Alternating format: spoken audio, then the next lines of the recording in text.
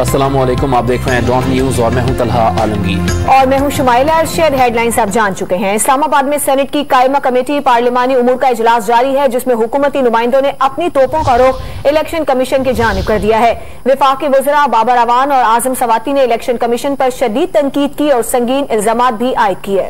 Election commission हुकाम ने इजलास से वॉकआउट कर दिया। बात करेंगे डॉन न्यूज के नुमाइंदे नादिर गुरामानी ने हमें ज्वाइन किया। नादिर, इजलास में क्या गर्मा गर्मी हुई है? इजलास में जो इंतखाबी इस्लाहत बिल है उस पर बहस होनी थी और वोटिंग भी होनी थी।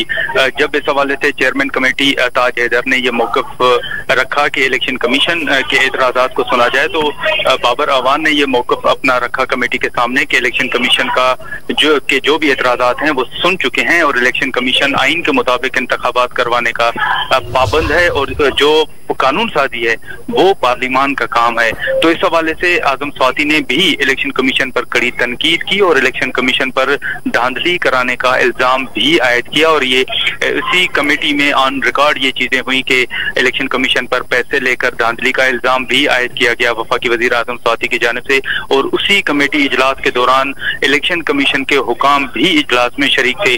जब आजम सवाती ने इलेक्शन कमीशन पर तनकीद करना और इल्जाम आयद करना शुरू किए, तो आजम सवाती के उस बयान के बाद तमाम जो इलेक्शन कमीशन हुकाम थे वो एहतजाजन उन्होंने कमेटी का वॉकआउट किया और जिसके बाद कामरान मुर्तजा को चेयरमैन कमेटी ने इलेक्शन कमीशन हुकाम को मनाने का टास्क दिया। लेकिन ये गर्मा गर्मी जो है वो इलेक्शन कमीशन के ऊपर आजम सवाती और बाबर अवान की जानिब से आई और खासा तनकीद का निशाना बनाया है इलेक्शन कमीशन को। जी, बहुत शुक्रिया। नादिर गुरामानी इजलास का अहवाल बयान कर रहे थे।